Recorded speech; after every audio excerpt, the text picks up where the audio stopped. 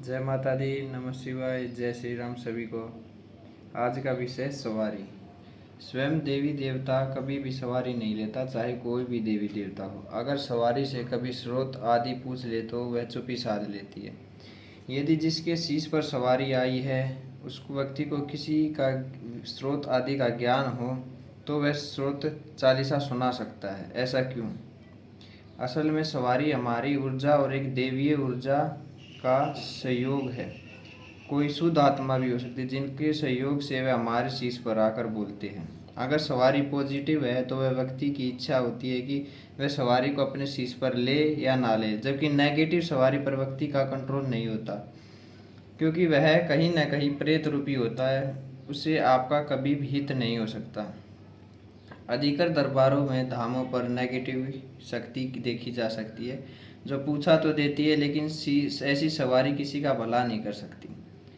वैसे यदि कोई व्यक्ति पॉजिटिव सवारी का इच्छुक है तो वह व्यक्ति 21 या 41 दिन की साधना का नियमों का पालन कर साधना कर सवारी को प्राप्त कर सकता है, जिसमें व्यक्ति को कुछ निर्धारित मंत्र जाप करना होता है। एक तरीका और भी है जो आप मेरे को पर्सनली कांटेक्ट करके पूछ सकते हैं। लेकिन अहम सवाल ये है कि किसी भी सवारी को शरीर में स्थान देना चाहिए। क्या आप खुद को सक्षम नहीं बना सकते अपने जाप ध्यान आदि से? क्या आप मंत्र जाप द्वारा अपने ओरे को मजबूत नहीं कर सकते? क्या जाप ध्यान द्वारा कुंडली को उठाकर दृष्टि के परतों को साफ कर कर क्या खुद नहीं देख सकते, अपनी दिव्य दृष्टि नहीं खोल सकते? क्या व्यक्ति को सवारी लेनी जरूरी? सवारी से वैसे शरीर खराब होता है, यह आपको सुनने में भी आया होगा। आपने कभी सुना है बड़े महात्माओं ने कभी सिर हिलाया हो या सुना हो शीश को हिलाने को भक्ति नहीं कहते? वैसे अगर शीश हिलाने को भक्ति कहते तो अभी तक वो मोक्ष प्राप्त कर चुके होते। हाँ, अगर आप नियमित रूप से मंत्र जाप करते हो, ध्यान करते हो, साधनाएं करते हो, तो मैं आप दावे के साथ कह सकता हूँ कि आपको एक साल में अनेक दूतों की प्राप्ति हो सकती है, सिर्फ एक की नहीं, अनेकों की। वह आपकी इच्छा है कि आप उसको शीश पर ले या वैसे काम ले, वे आते नहीं हैं। उनको उनके दूत होते हैं, जोगनियाँ होती है, योगनियाँ होती है, जो आदमी के ऊपर आकर सवारी लेते हैं और मांस आदि का भोग ग्रहण करती हुई ऐसी सवारी नकारात्मक ही हो सकती है। उनको भूत प्रेत कहना गलत नहीं होगा। ऐसी सवारी ग्रहण करने वाले व्यक्ति को परिवार को हमेशा बीमार ही देखा गया है। वैसे प्रेत हटाने में सवारी सहायक तो हो सकती है, लेकिन पूर्ण रूप से किसी प्रेत को हटाने में वह सक्षम नहीं है। उसको विधि विधान यानी क्रिया व हवन द्वारा हटाना बेहतर होता है। वैसे सवारी के पीछे ना दौड़, व्यक्ति को भक्ति करे। यह मानव शरीर आपको बहुत योनियों के बाद प्राप्त हुआ है, इसे किसी को सौंप कल्याण की उम्मीद ना रखे। अपने जाप ध्यान को प्रबल करे, अपने जीवन को सुखमय बनाए। भक्ति मार्ग में आदमी के सामने बहुत सी परीक्षाएं होती है जिनको उनको पार करना होता है। अलग अलग तरह की सिद्धियाँ आती है।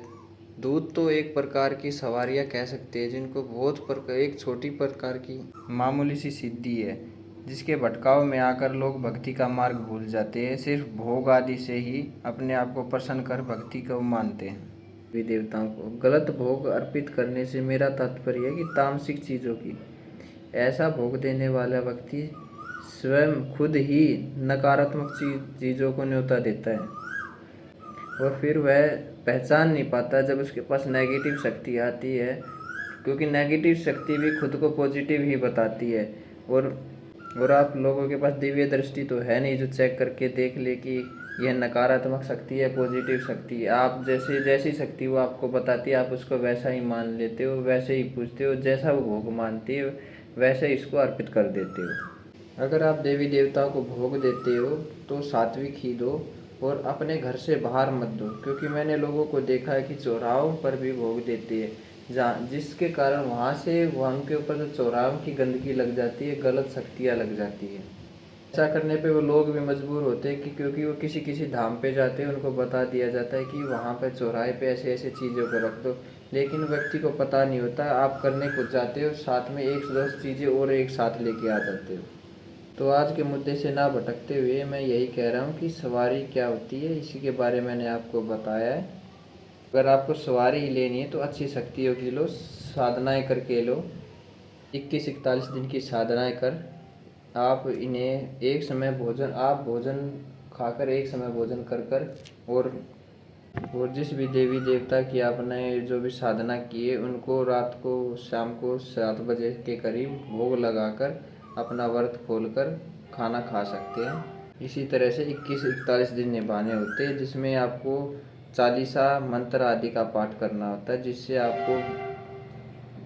जिससे आपको सवारी प्राप्त हुई है। बस आज के लिए मैं आपको इतनी ही जानकारी देना चाहता था। जय सिया राम, जय माता दी, नमः शिवाय सभी को।